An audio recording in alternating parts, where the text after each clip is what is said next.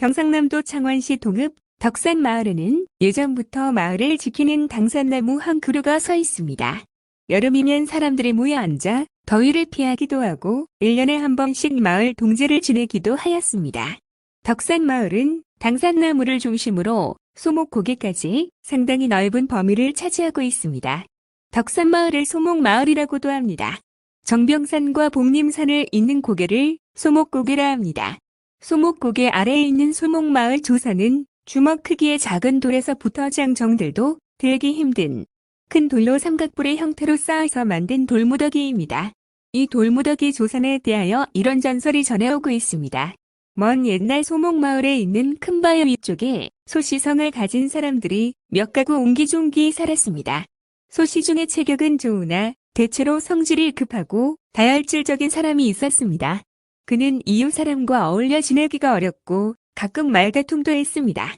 그의 부인은 남편과 다르게 어질고 착했습니다. 그래서 남편이 이웃과 벌어진 말다툼이나 갈등을 부인이 나서서 용서를 빌거나 문제를 해결하곤 했습니다. 덕산마을 위쪽에 불당골의 사찰이 하나 있었는데 지금은 그자 이름은 알 수가 없습니다만 충무도사라는 스님이 기거하고 있었습니다. 스님은 마을로 공양이나 시주를 하러 다녔습니다. 스님이 바쁠 때도 오니까 마을 사람들 중에는 싫어하는 사람도 있었습니다. 마을 사람들이 바쁘게 농산일을 하고 있어도 시주나 공양을 하러 다녔습니다. 처음에는 시주나 공양을 잘 주다가 나중에는 짜증을 내는 사람도 있었습니다.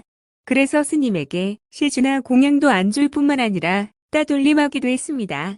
어떤 사람들은 다른 사람 몰래 시주나 공양을 주기도 했습니다.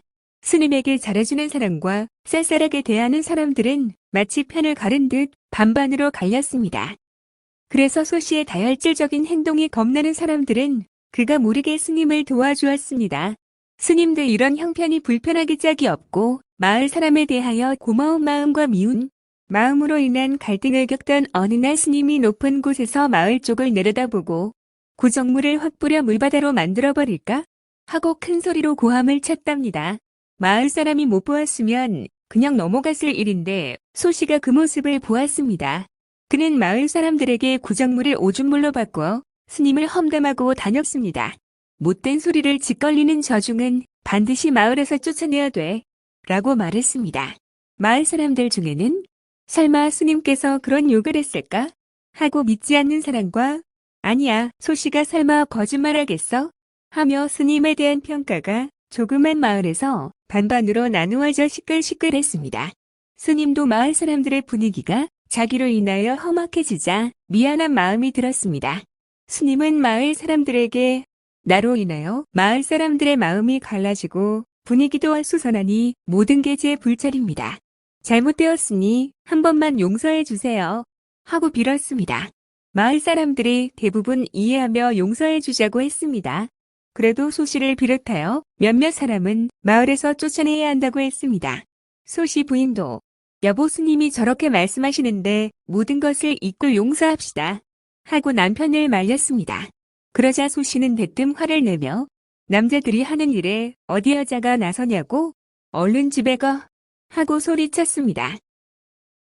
그의 부인이 그래도 여보 하고 말을 이어가려 하자 말문을 막으며 알았으니 집에 가라고. 부인은 안타까운 표정만 지을 뿐 더 이상 말을 하지 못했습니다.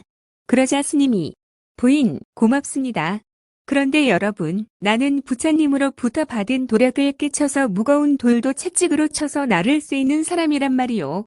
하며 은근히 마을 사람들에게 자기 과시를 하는 듯 보였습니다. 마을 사람들은 그 말을 믿을 수가 없었습니다.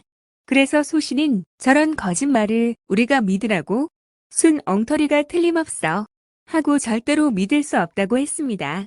그러자 스님을 좋게 보던 사람이 그럼 우리 마을 사람들이 힘을 합하여 돌산을 하나 쌓고 스님은 도력이 있다 하니 혼자 돌산을 쌓는 내기를 합시다. 이 내기에서 스님이 지면 스님이 떠나기로 하고 마을 사람이 지면 스님을 내쫓지 않고 시주나 공양을 하러 오면 잘해주기로 합시다. 라고 제안했습니다. 그러자 성격이 급하고 다혈질적인 소시가 온 마을 사람들이 함께 싸우면 당연히 우리가 이기지. 만약 우리 마을 사람이 지면 내가 이 마을을 떠나겠소. 하며 스스로 다짐했습니다.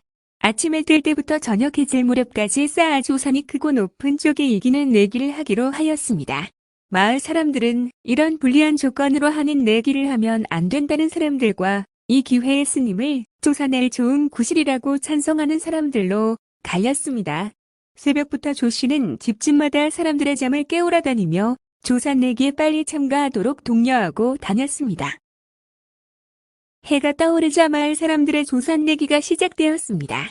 마을 사람들이 지게 등 각종 농기구를 동원하여 열심히 돌을 치고 나르거나 퍼다 나르는데 스님은 해가 중천에 솟을 때까지도 기척 없이 낮잠을 자다가 마을 사람들이 조산을 거의 다 쌓아갈 때쯤 일어나 불땅골 돌이 많은 곳으로 가서 채찍을 휘두르자 돌들이 비오듯이 멀리 날아가 쌓으니 마을 사람들이 이른 아침부터 조산 작업을 하던 곳에서 500포쯤 떨어진 실개천역 공터에 짧은 시간에 높이 쌓아서 마을 사람들은 내기에서 지고 말았습니다. 다음날 소 씨는 그동안 자기 행동이 공동생활에 민폐를 끼친 것을 뉘우치며 스님과 마을 사람들에게 사과하고 가족을 데리고 마을을 조용히 떠났습니다. 스님도 마음이 괴로웠고 쇳불의 기운을 조산으로 너무 눌렀다고 마을 사람들과 내기한 것을 후회하며 얼마 후 멀리 떠났습니다. 어느 때부터인지는 알 수 없지만 덕산 마을 사람들이 하나둘씩 이 돌무더기에서 자식 낳기를 빌기도 하고 집안의 무사와 소원 성취를 기원하기도 합니다. 덕산 소목 마을에서는 동제를 동구지라 하는데 음력 9월 14일 낮 12시에 지낸답니다. 지금까지 동읍 덕산 마을의 조산에 대한 전설 이야기였습니다.